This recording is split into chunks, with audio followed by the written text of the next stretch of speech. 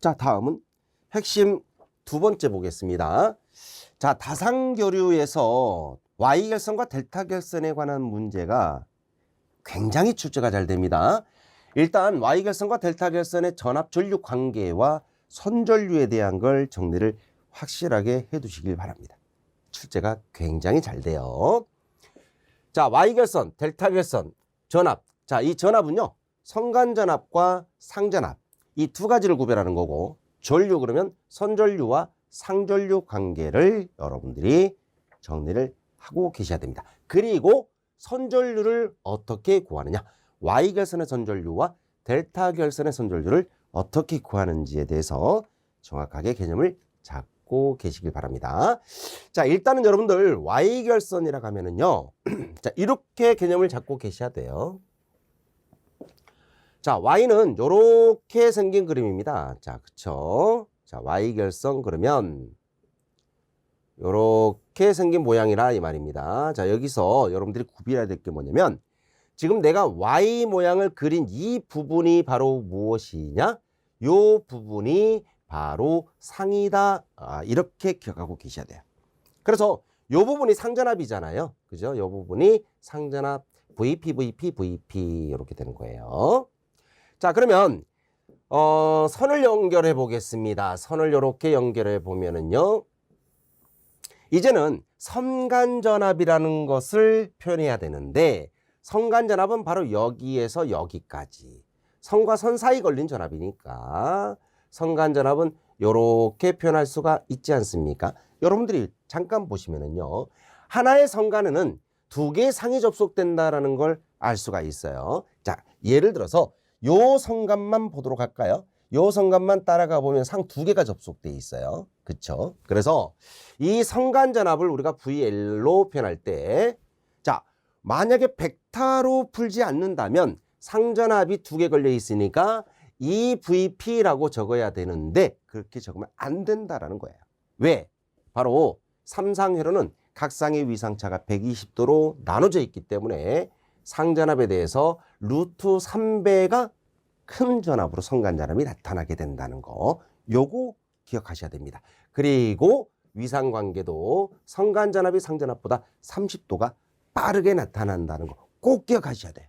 꼭 기억하셔야 돼요. 자, 그런데 우리가 선전류를 잠깐 봐보면, 선전류와 상전류 관계는 어떻게 될까요? 선과 상이 직렬이잖아요. Y결선의 특징은 선과 상이 직렬입니다. 그래서 선전류와 상전류를 각각 IP, IL 이렇게 표현한다면, 선전류, 상전류가 서로 크기와 위상이 같게 된다는 것이 Y결선의 특징입니다. 그래서 Y결선의 특징은 선간전압, 상전압의 관계와 선전류, 상전류의 관계를 두 가지로 기억을 해 두셔야 돼요. 아시겠죠? 자, 그러면 이렇게 정리를 했다라고 한다면 결과가 이렇게 나오겠죠. 자, Y결선 그러면요, 선간전압이 상전압보다 루트 3배가 크고 30도가 빠른 각으로 나오고요. 선전류, 상전류는 같다라고 표현이 된 거 알고 계셔야 됩니다. 자, 그러면 이제 델타결선은 어떻게 될까요? 델타결선은 반대로 생각하시면 돼요. 선간전압, 상전압이 같고, 선전류가 상전류보다 루트 3배가 큰 결선이다라는 거. 여기서 다만 위상관계가 플러스 30도가 아니라 마이너스 30도가 된다는 거. 요렇게 정리를 해 두시면 되겠습니다. 일단 여러분들 이해하시는 것도 중요합니다만, 일단 암기를 먼저 하셔야 돼요. 암기하시면 이해가 따라옵니다. 보통 우리가 이런 얘기 하죠. 암기가 먼저입니까? 이해가 먼저입니까?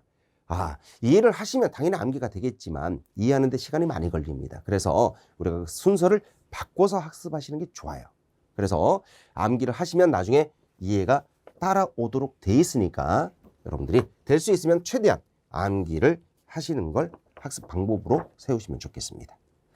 자, 선생님 저는 암기가 잘 안 되는데요 라는 분들은요, 반복을 잘 안 해서 그래요. 반복을 자주 하시면 그냥 자연스럽게 암기가 된다는 거 여러분들이 기억하고 계시면 되겠습니다.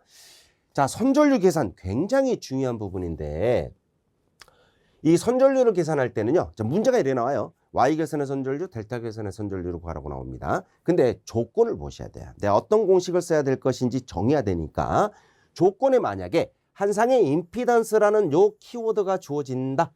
자, 한상의 임피던스가 주어졌다라고 한다면 바로 이 공식을 적용하셔야 됩니다. 그리고 소비 전력과 역률이 주어졌다. 그렇다면 바로 이 두 번째의 공식을 적용해 주셔야 됩니다. 자, 일단은 키워드가 한상의 임피던스냐 소비 전력과 역률이냐 이렇게 두 가지로 구별을 해 두셔야 돼요. 자, 그럼 첫 번째, 한상의 임피던스가 주어졌을 때는 전압이 성간전압인지 상전압인지에 따라서 공식이 달라지는데 거의 대부분은 성간전압이 10중 8구 주어집니다. 그래서 일단 성간전압으로 여러분들이 공식을 기억하고 계시면 좋을 것 같아요. 자, Y결선의 선전류는요.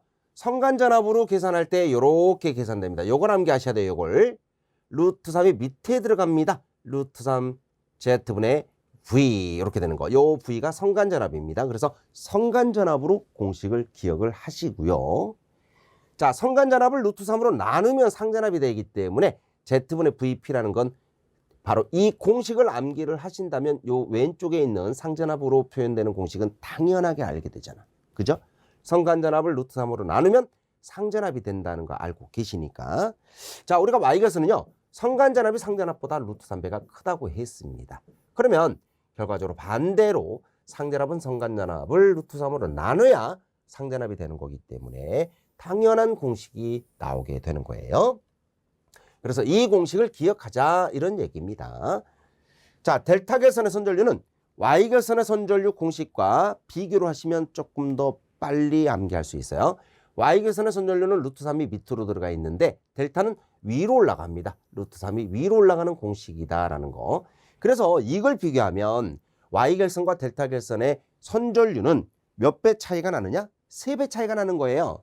자, 루트 3으로 나눈 게 클까요? 곱한 게 클까요? 곱한 게 크잖아. 그지? 그래서 결국은 델타결선의 선전류가 Y결선의 선전류보다 3배가 큰 요런 관계가 성립한다라는 것이 바로 이 공식에서 나오는 겁니다.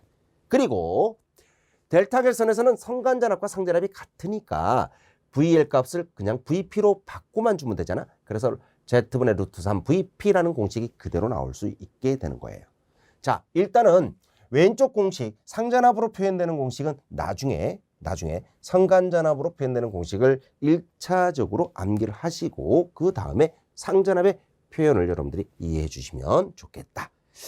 자, 그 다음 두 번째 내용을 보면 소비전력과 역률, 효율이 주어질 때입니다. 이때는요. 위에 있는 공식으로 적용하지 않습니다. 일단 선전류를 절대값으로 구하라 라는 문제가 나오는 거예요. 자, 절대값이라는 건 복소수가 아닌 게 절대값이잖아요. 그죠? 그래서 절대값 계산은 말 그대로 소비전력을 위로 두고 그 다음에 3상이니까 루트 3 나누고 성간전압 나누고 역률과 효율을 다 나눠서 계산하면 선전류 계산이 됩니다. 자, 그래서 선전류는 소비전력을 루트 3 나누고 성간전압 나누고 역률 나누고 효율을 나눠주면 선전류 절대값이 계산이 된다. 자, 이 공식은 여러분들이 반드시 기억하셔야 됩니다. 자, 삼상 유도전동기의 소비전력이 얼마다, 출력이 얼마다, 역률과 효율이 얼마일 때 선전류를 구하라. 이런 문제가 출제가 되기 때문에 그렇습니다. 자, 이걸 만약에 복소수로 계산하라 문제가 나옵니다. 이 복소수라는 말은요. 실수와 허수로 구별되는 거 아닙니까? 그래서 이 복소수 계산일 때는요. 공식 그대로 적는 겁니다. P의 루트 3 VL의 코사인 세타의 이타 그대로 계산하시고 여기다가 역률을 다시 한번 곱하고 마이너스 J 사인 세타를 곱해가지고 이걸 그대로 복소수로 표현해 주시면 바로 선전류 복소수 표현이 되는 것입니다. 자, 이렇게 선전류를 복소수로 표현할 때는 요 괄호 내용이 들어간다는 거 여러분들이 기억을 해주시면 돼요. 자, 절대값 계산과 복소수 계산은 누가 더 많이 나오느냐? 절대값 계산이 훨씬 더 많이 나와요. 그렇지만 복소수 계산도 출제가 된 바가 있으니까 여러분들이 꼭 염두해 두시길 바랍니다. 아시겠죠? 자, 그래서 우리가 Y결선, 델타결선 가장 중요한 결선이 Y결선, 델타결선이잖아요. 그래서 전압관계, 전류관계, 선전류관계를 모두 살펴보았습니다. 다시 한 번만 말씀드릴게요. 여러분들 지금 포켓북에서는요 많은 문제들을 다룰 수가 없습니다. 중요한 내용 중심적으로 설명이 이루어지고 있기 때문에 일단 요런 내용이 출제가 잘 되고 있구나라는 걸 빨리 캐치를 하시고요. 관련된 문제를 많이 풀어보시면 여러분 포켓북 교재 보충학습 문제 관련 페이지가 있습니다. 그 페이지에 가시면요 여기에 관련된 문제가 엄청 많이 수록되어 있어요. 거기서 연습을 많이 하시면 실력이 상당히 향상될 겁니다. 자, 관련 문제가 있으니까 일단 두 문제만 풀어드리도록 하겠습니다. 예제 1번. 자, Z 임피던스가 주어졌죠. 요게 키워드잖아요. 임피던스가 주어졌구나. 그리고 델타 결선이라는 거 중요하죠. 임피던스가 주어졌구나. 델타 결선이구나. 자, 회로에 100V의 대칭 삼상전압을 가했다. 자, 아무런 조건이 없죠. 성간전압일까 상전압일까? 조건이 없으면 성간전압으로 그냥 푸는 거예요. 자, 우리가 공칭전압이라는 것은요. 선로의 전격전압입니다. 선로에서 규정하고 있는 전압을 공칭전압이라고 하는 거죠. 이 공칭전압은 그냥 성간전압입니다. 그래서 조건이 없으면 성간전압이다. 자, 그리고 선전류를 구하라는 문제니까 델타 결선의 선전류를 이렇게 쓴다면 일단 여러분들이 루트 3이 위로 올라가는 것입니다. 라는 걸 기억하고 계셔야 되겠죠. 자, 그러면 루트 3 곱하기 성간전압 100V 그 다음에 임피던스 Z는 자 복수수로 주어졌으니까 3제곱 플러스 4제곱 이렇게 대입을 해서 계산을 해 주셔야 되겠지요. 자, 이걸 계산하시면 결과가 얼마냐? 34.6A로 나오게 됩니다. 따라서 정답은 4번이 되는 걸 알 수가 있겠습니다. 자, 두 번째 예제는요. 자, 부하 단자전압, 단자전압도 성간전압이죠. 220V 성간전압. 자, 상전압이라는 말이 주어지지 않으면 성간전압이 된다는 거. 그리고 그림 모양을 델타 결선이나 Y 결선 주어지고 그 Y 결선 상에다가 상전압 표시를 딱 해주면 상전압 되는 거예요. 아시겠죠? 자, 그 이외에는 다 성간전압이다. 이렇게 생각하시면 돼요.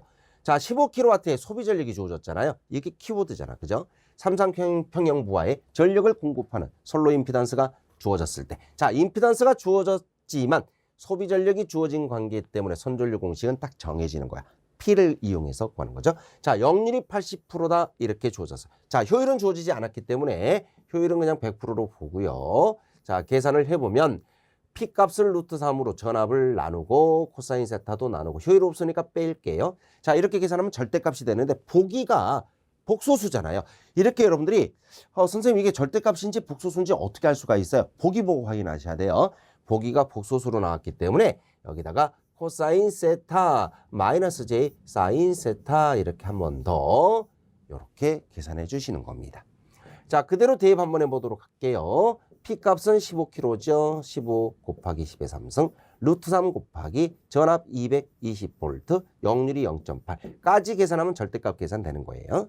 자, 여기다가 자 코사인 세타 한 번 더 곱하고 빼기 마이너스 0.6 코사인이 0.8이면 사인은 0.6이라는 거 알고 계시잖아요. 자, 이걸 그대로 계산하시면 정답이 나올 겁니다.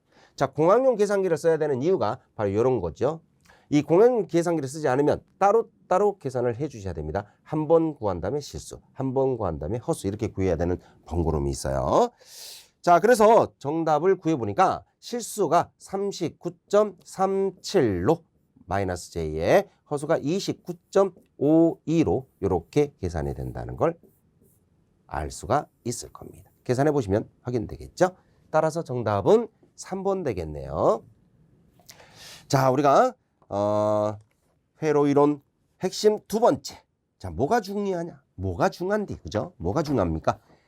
핵심 두 번째로는 Y 결선, 델타 결선의 전압관계, 전류관계, 선전류를 구하는 방법. 자, 요게 중요하구나라는 걸 알고 넘어가도록 하겠습니다.